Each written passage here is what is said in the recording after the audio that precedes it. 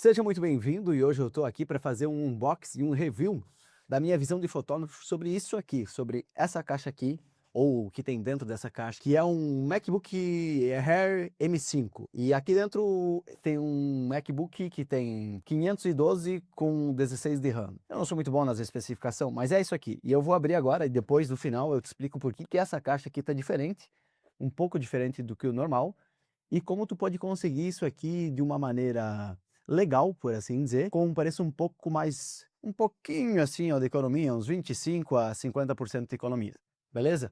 Vamos lá então. A caixa, ela vem assim, ó, ela tem na verdade aqui, não tem muita coisa em especial, tem aqui algumas especificações, está escrito aqui que o modelo foi produzido no Vietnã, e não tem nada muito além disso.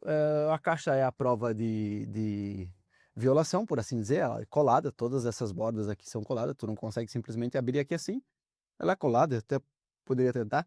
E aqui assim tem um lacre, eu vou abrir esse lacre aqui, e daí dentro dessa caixa aqui é que a gente vai achar o resto. Vamos ver o que a gente encontra aqui. Olha só, que caixinha bonita. Dá uma olhada aqui. Daí, agora sim, olha que caixa bonita. Aparentemente, assim, não parece nada muito especial. Dá uma olhada aqui, ó. Não parece nada muito especial, né? É pequenininho, muito bom.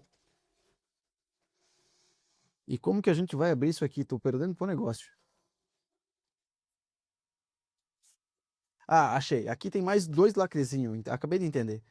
A segunda caixa é lacrada também. Olha que interessante. Olha, vamos lá, vamos tirar o lacre.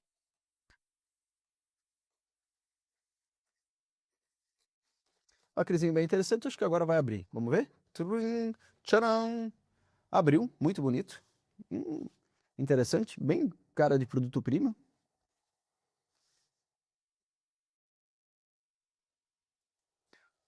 Embaladinho, bem embaladinho, tem um plástico aqui, uma espécie de, é tipo um plástico que envolve o conteúdo.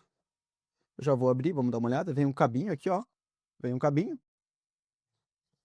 aqui dentro, que provavelmente é para carregar. Tem uma entrada do MagSafe, vamos ver, e um mini carregadorzinho, isso aqui é o quê? Isso aqui é papelado, documento, projetado pela Apple da Califórnia, tá escrito aqui. Bonitinho, ó.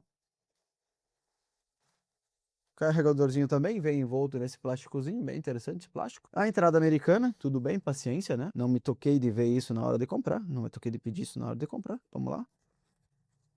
Plásticozinho simplesinho. Padrãozinho americano, mas aqui eu tenho, como eu estou acostumado a comprar eletrônico, eu tô, para mim é muito comum ter que usar esse padrão aqui, então eu já tenho vários adaptadores e por aí assim eu tenho um, já vou pegar para testar para funcionar. Olha, a caixinha é realmente muito boa, um material muito bom, bem construído e tal, bem um touch muito legal. Vamos desembalar aqui o MacBook. Eu escolhi essa cor, que não é o prata. Ele é uma espécie de um dourado. É muito semelhante. Eu não gosto do prata porque eu tenho um outro e eu tô um pouco enjoado do prata, então eu pedi essa cor que é dourada, que é uma versão. Mas tem outras, tem tipo ouro, rosé, tem o preto. Preto eu acho feio, por isso não peguei. Tem outras cores, né? Mas eu escolhi essa. Vamos colocar isso aqui de lado. Olha que interessante. Ele vem com uma proteçãozinha aqui, ó. Olha que interessante, né? Eu abri, ele já se ligou automaticamente. Vamos ver o que vai acontecer. Português Brasil, a primeira opção que apareceu para cima, para mim em cima aqui. Aqui tem uma coisa bem interessante na tela do iniciar, ó. Ele me pede aqui, ele me dá quatro opções aqui. E as quatro opções do iniciar como você deseja transferir as suas informações. Isso é que eu acho bem interessante que você pode simplesmente do teu Mac antigo, do teu PC antigo ou de um outro computador, tu pode centralizar tudo aqui, ó. Deu um Mac, Time Machine ou disco de inicialização, é a primeira opção.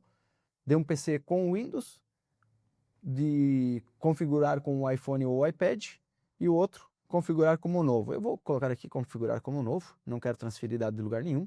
Bom, a boa notícia é que a burocracia é tão grande aqui que eu vou ter que pausar esse vídeo e começar a continuar ele depois. Então agora, depois de um mês e meio, eu tô aqui de volta, um pouco mais que um mês e meio, deu quase 2 meses de teste. Eu tô aqui de volta para acabar o review e falar o que eu achei na minha visão de fotógrafo e quais seriam as vantagens e as desvantagens desse computador. Lembrando, é o M5 512, 16 GB.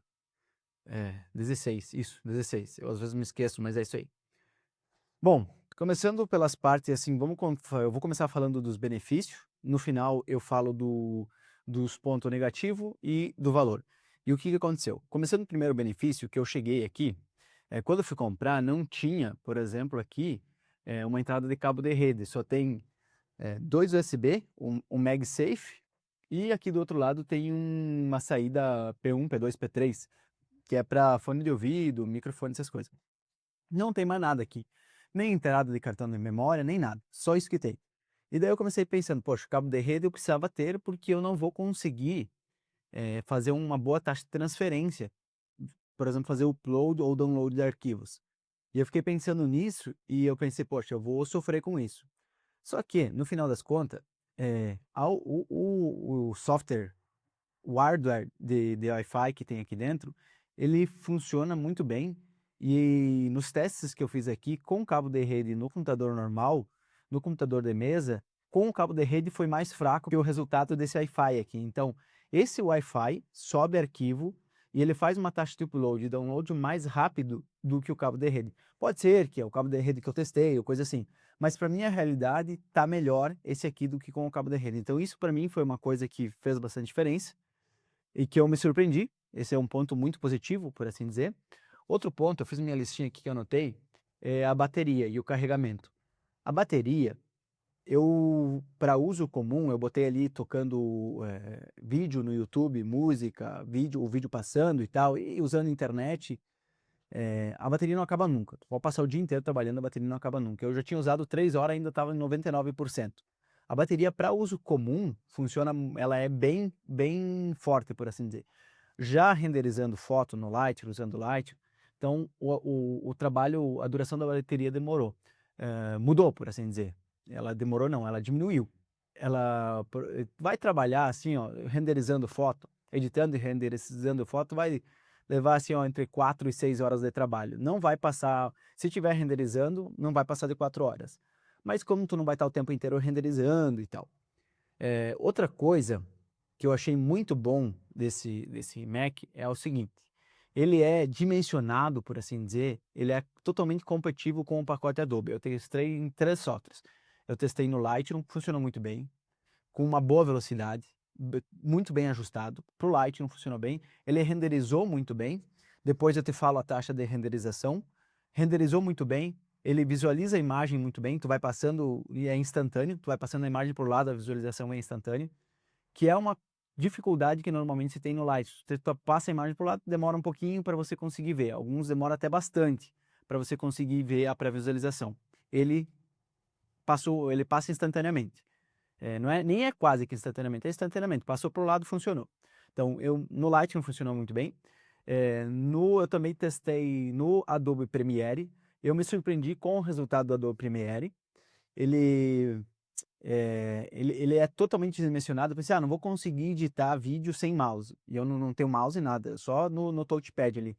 E ele funcionou, ficou melhor de editar usando o touchpad do que usando o mouse. É meio estranho falar isso, mas ele no Adobe Premiere está funcionando melhor. Ele ficou mais intuitivo, mais funcional do que usando o próprio mouse. Aí tem uma coisa do touchpad que é outra vantagem que eu achei que é muito boa em relação aos outros, né? Eu não sei em qual versão que mudou, mas nessa aqui eu tinha o 13 antes e agora tenho esse, né? Então, o 13 não tinha nada dessas coisas que eu tô falando, mas esse aqui tem a versão que o clique, ele é em qualquer área do touchpad, você pode dar o clique em qualquer área, tanto faz. Isso é muito bom porque tu consegue fazer tudo com o dedo só. Tu não precisa ficar um dedo dando clique e o outro arrastando, tu faz tudo com o dedo só. O touchpad ele tem boa sensibilidade a 2 toques e a 3 toques, e o sentido do toque também, conforme tu faz, ele vai ter uma funcionalidade diferente em cada programa ou em cada área de trabalho que você está ali. Isso também é outro ponto que eu achei muito bom e que facilita muito a vida de um fotógrafo, até porque às vezes o cara tá, ainda mais se esse fotógrafo de campo, de beira de campo, o cara tá com uma mão no PC e outra na câmera, às vezes, né? Ou até para usar para uma mão para as teclas de atalho e a outra no mousepad, no touchpad. Então, esse é outro ponto muito bom. Agora eu vou falar de processamento e depois eu vou falar ainda mais um detalhe de hardware. O processamento no Lightroom... Ah, não, eu esqueci de te falar do Photoshop. O Photoshop foi o único lugar que eu testei, e como eu uso pouco, talvez eu não entendi direito as teclas de atalho. O Photoshop eu tive uma certa dificuldade com os pincéis, mas fora isso, funcionou muito bem, perfeitamente, mesma história, renderiza muito bem. O software é funcional, o software é dimensionado, ele tem boa compatibilidade, funciona mais rápido que nas outras máquinas. Então, o Photoshop também funciona muito bem. Só a questão dos pincéis ali que eu não entendi direito, mas acho que fui eu que eu não entendi direito como que opera para aumentar, diminuir tamanho, difusão, opacidade, essas coisas assim. Mas isso é questão de aprender que eu não tirei tempo porque eu não ando usando, então por isso que eu não fui atrás de aprender. É, o processamento, agora falando de processamento, para você ter uma ideia, eu processei 1000 fotos em questão de meia hora. 1000 fotos em JPEG, saindo do RAW para JPEG, com aresta curta de 3000 pixels, para você ter uma noção, em meia hora. Claro que isso na temperatura normal, assim, ó, quando ele está conectado na tomada e com a temperatura normal do PC, não em situação que ele esteja aquecido. Depois que ele aquece, esse é um ponto negativo. E agora falando do ponto negativo, quando esse PC aquece, ele perde desempenho. E ele não tem, ó, se tu for ver, ele é todo fechado, ó, ele não tem dissipação. Talvez isso proteja de poeira, proteja de água, proteja de um monte de coisa, ele dê uma durabilidade maior. Mas aqui ele aquece e você tem essa perda no desempenho. Mas ainda tem um último ponto bom antes, que eu percebi, que faz bastante diferença na vida do fotógrafo, e que se você é fotógrafo, videomaker, isso vai fazer diferença para você, que é a tela. A tela vem com os padrões de cores oficiais, por assim dizer, sRGB, Adobe e afins. Então esse é um ponto que eu achei muito bom, que antes tu tinha lá uns padrão de cor que tu não sabia, tipo standard, vívido, essas coisas não serve para nada para um editor, e agora vem com os padrões de cor adequado. Então isso eu acho que é um baita de um salto. Tu consegue ver a tela, eu não testei no espectrofotômetro para ver se está calibrada, 100% calibrada, mas essa tela retina, ela te entrega uma coisa que eu acho muito difícil que tenha descalibrado, que ela tenha algum desequilíbrio, por assim dizer, alguma descalibração. Claro, então, às vezes teria que pegar com o espectrofotômetro, fazer o teste e tal. Mas, do ponto de vista, assim, no olho, não consigo identificar nenhum desvio cromático, funciona muito bem.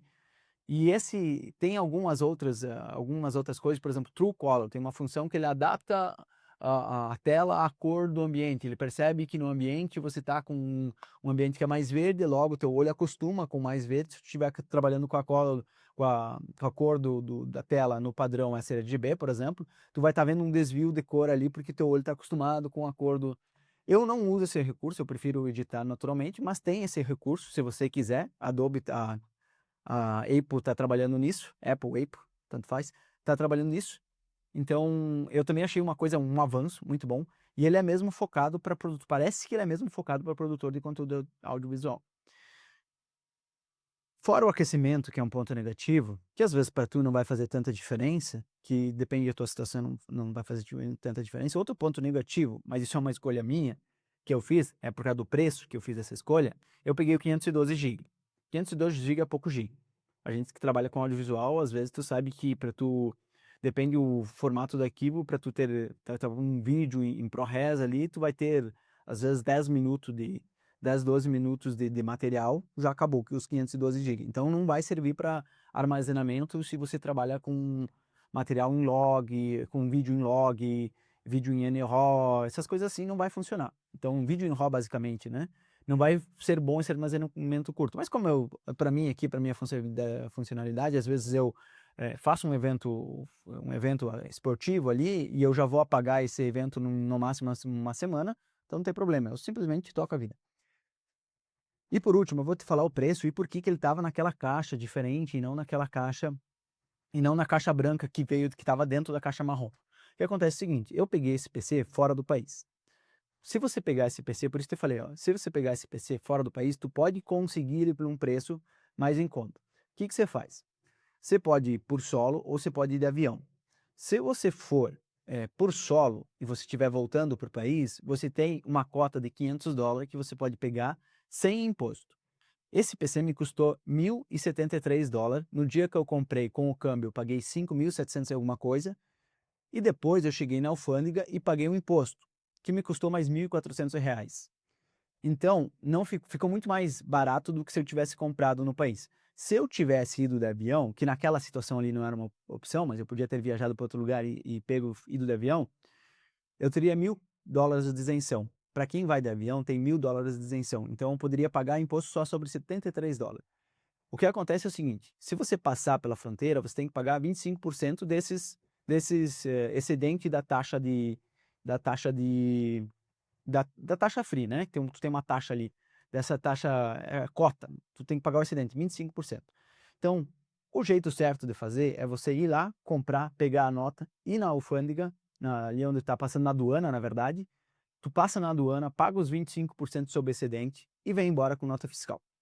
Então tu consegue esse computador, ou qualquer outro item que seja, né, de importação, por um item mais barato. Tu pode fazer isso uma vez a cada 30 dias.